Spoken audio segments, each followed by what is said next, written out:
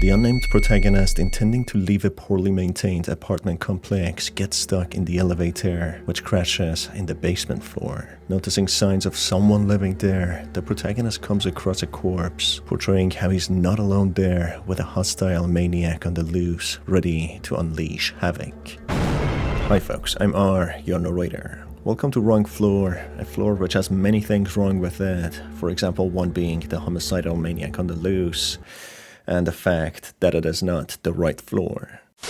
Keep in mind that this video will have spoilers as always. With that said, let's begin.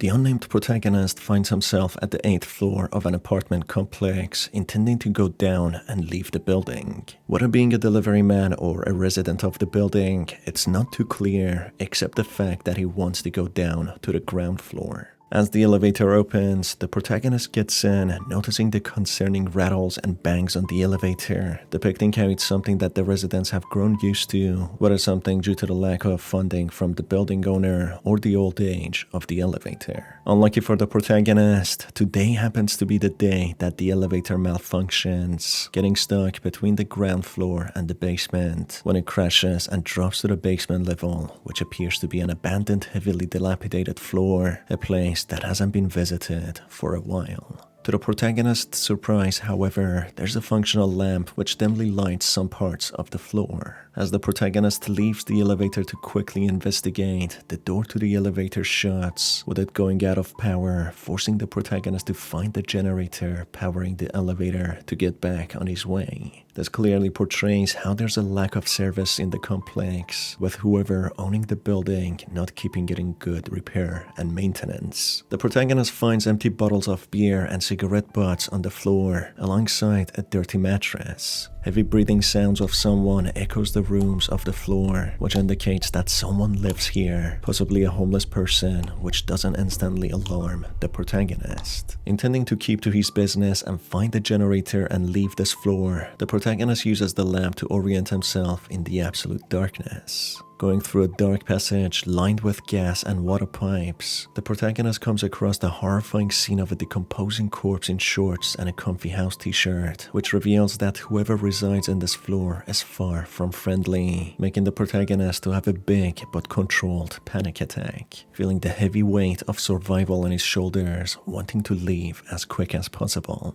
The corpse seems to have been a custodian or the owner of the building, who could have engaged with whoever lives here, demanding that they should leave, which seemingly resulted into a physical altercation leading to this person's death. However, the corpse met his fate was far from an accidental or quick death. As seen by the deep lacerations and bruises, it seems that the assailant kept digging and mutilating the victim, with the cause of the death seemingly being disembowelment. As the protagonist moves deeper into the hallways, he sees a glimpse of a shadow moving down, disappearing fully, making the protagonist question his vision and mental stability. Moving further into the halls, he finds a flashlight, which allows him to easily maneuver in the darkness and orient himself. As he backtracks from where he came, he gets startled by a large topless man rushing towards him before disappearing in thin air, confused to what just happened, if he got attacked by a ghost or a real person. With his heart starting to pound, he treads carefully, moving slowly not to alert the assailant. As the protagonist moves to another room, he comes across a boarded passage with planks, forcing him to find a crowbar to get rid of him.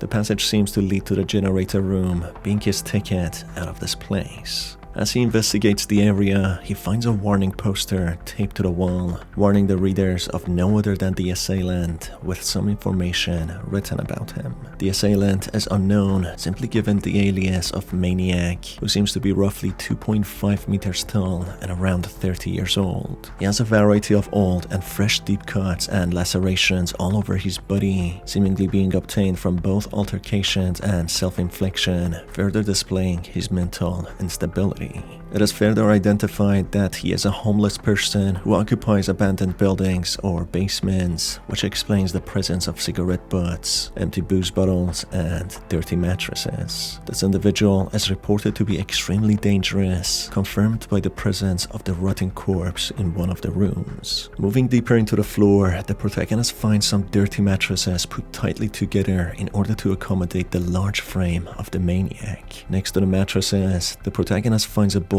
of mold-infested and rotting food, which seems to include human remains, depicting how the maniac doesn't like to waste, cannibalizing on his victims, which explains why the corpse had deep cuts and lacerations, with the maniac having a taste for human flesh. This might also explain the reason behind the maniac's own cuts and lacerations, being something that he does to himself in cases of extreme hunger to feed his own flesh to himself. This morbid speculation lines up after comparing the cuts on the victim's body of how identical they are to the cuts on the maniac's body, portraying how the cuts on his body were self-inflicted. As the protagonist backtracks, he observes the maniac leaning sideways at the end of the hall, staring at the protagonist with a grin on his face as if he is happy that he has a visitor, not uttering as much as a simple word when he pulls himself up, disappearing behind the concrete walls, being heard to break through one of the doors. As the protagonist in fear navigates through the recently opened door, he sees the maniac move deeper into a dark room, just facing the corner and standing still. The protagonist, knowing full well he would be no match to the maniac who just easily broke open a door without much of a sweat, he quietly tiptoes behind the maniac, going to the end of the hall, which has a door leading to a tool room, a place where he has a strong chance of finding a crowbar and accessing the generator room. The protagonist notices the door being locked by a padlock, which code seems to be behind one of the red cabinets in the basement. As the protagonist backtracks to find the right cabinet, he notices the corpse being turned around, with half of his face missing, displaying how the maniac possibly took some more flesh. Looking into one of the cabinets left ajar, the protagonist, on shock, notices that there are several eyeballs stored there, which he quickly avoids, holding himself from vomiting. Finally, the protagonist finds the right cabinet, finding a note left behind it having a 4-digit code for the padlock.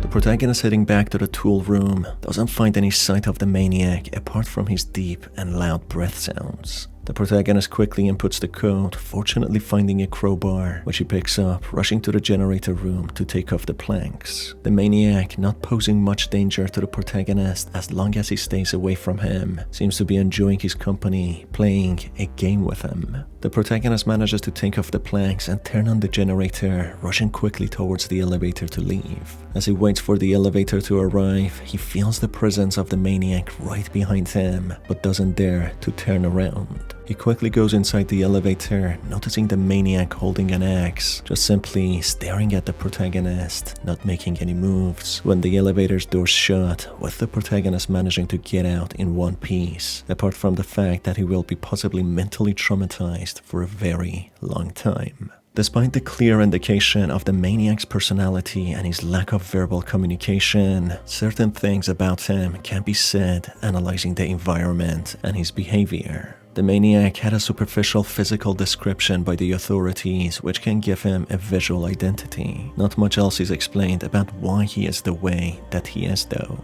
His cuts reveal that he has a tormented mind, seemingly fractured from previous life experiences. He has a grin on his face and enjoys staring at the protagonist despite his brute force capabilities, which he uses freely. It seems that the maniac, even though indicated to be very dangerous, only seems to harm people who get into his business. For example, the corpse that was rotting seems to have engaged the maniac and demanded him to leave the basement, which led to the altercation, causing the maniac to retaliate and kill him. Due to lack of food in the basement, and by the looks of it that the maniac doesn't leave the basement frequently, he seems to have been feasting on the corpse for some time. It's a habit he's grown used to without any moral implications, which allows him to easily dig into people and enjoy them as a delicacy. My personal theory is that the maniac could have been a victim of domestic abuse when he was younger, with his family cutting him and even cannibalizing on him, keeping him in the dark and treating him as a feral animal, which led to his inability to communicate effectively and develop mentally. For the maniac, cannibalism, living in the dark and cutting into his flesh and consuming it seems to be a way of life he's accustomed to, just like any other person in a civilization who's accustomed to shop in supermarkets, learn self-defense techniques and use them, and eat mass-produced products. As the protagonist didn't want to bother the maniac and just wanted to simply leave, the maniac didn't kill or harm him either, letting him leave in peace. That is why the maniac would attack the protagonist if he would be bothered when doing his own thing, standing in the darkness, facing the wall.